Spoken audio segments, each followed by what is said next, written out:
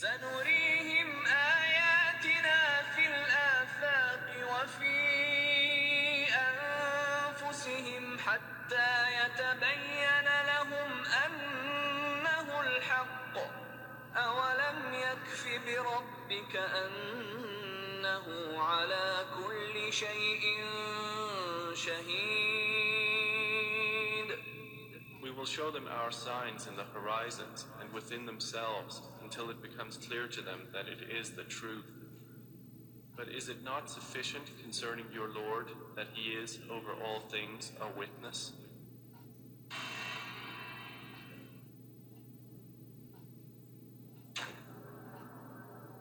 Muhammad could not have known these facts about human development in the 7th century because most of them were not discovered until the 20th century. This is a leech, and this is the human embryo, but 23 days. I think you have to agree that the similarity between these structures is amazing. The key word in both is al-Ghaib. At this stage is known to no one except Allah. The rapid growth and dramatic changes which occur after the bones have been clothed by muscles have been mentioned in the Holy Quran 1400 years ago. Ayah 79, Surah 79, Ayah 32 states, also in the context of creation, and the mountains hath he firmly fixed. Similar mention of mountains is found in several other surahs. It is permissible to interpret this to imply that mountains are rooted and that modern geophysics has established deep crustal roots for the axial parts of mountain systems at converging plate boundaries. We need research into the history of early Middle Eastern oral traditions to know whether, in fact, such historical events have been reported. If there is no such record, it strengthens the belief that God transmitted through Muhammad bits of his knowledge that we have only discovered for ourselves in recent times.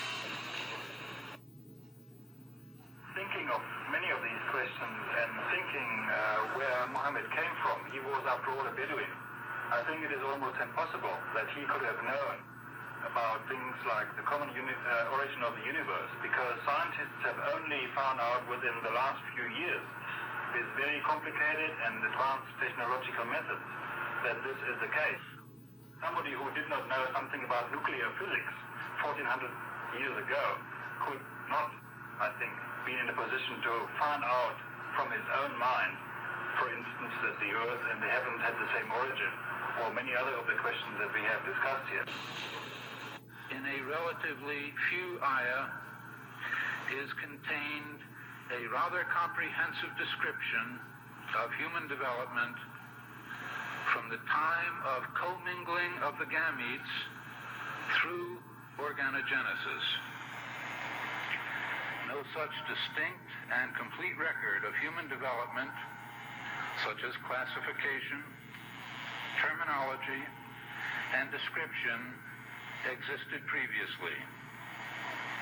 In most, if not all instances, this description antedates by many centuries the recording of the various stages of human embryonic and fetal development recorded in the traditional scientific literature. Muhammad was a very ordinary man. He couldn't have read, didn't know to write. In fact, he was illiterate. And we're talking about 1,200 years ago. You have someone, an illiterate person, making profound pronouncements and statements that are amazingly accurate of a scientific nature. And I personally can't see how this could be a mere chance. There are too many accuracies. And like Dr. Moore, I have no difficulty in my mind reconciling that this is a divine inspiration or revelation which led him to these statements. Summary. The Quran describes not only the development of external form, but emphasizes also the internal stages, the stages inside the embryo, of its creation and development, emphasizing major events recognized by contemporary science. Thank you for your attention. As a scientist, I can only deal with things which I can specifically see. I can understand embryology and developmental biology. I can understand the words that are translated to me from the Quran. As I gave the example before, if I were to transpose myself into that era, knowing what I do today and describing things, I could not describe the things which were described. I see no reason, I see no evidence for the fact to refute the concept that this individual, Muhammad, had to be developing this information from someplace. So I see nothing here in conflict with the concept that divine intervention was involved in what he was able. Actually, I'm very much impressed by finding true astronomical facts in Quran. And for us, we modern astronomers have been studying very small fields of the universe.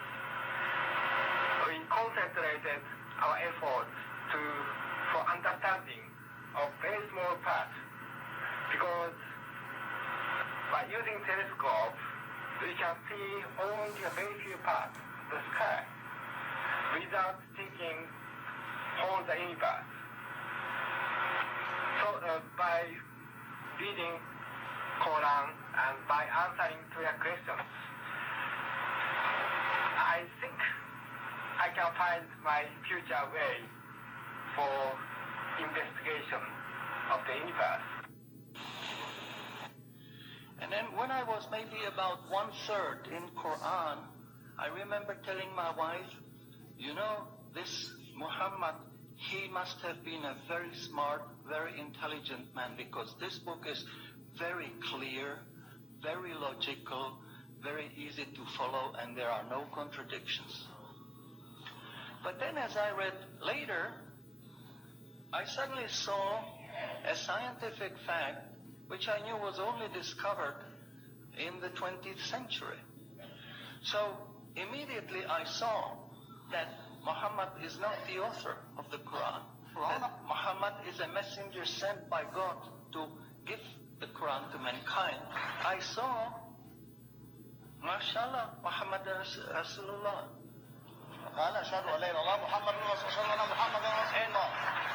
So I said, MashaAllah, I'm a Muslim. It is a great pleasure and an honor for me to introduce to you an eminent scientist and a scholar of Quran, Dr. Maurice Bucaille, pronounced as Maurice Bucaille. Am I right, doctor? Doesn't matter. Okay. He's a native of France. He is a medical doctor, and his specialty is surgery. Ladies and gentlemen, assalamu alaikum.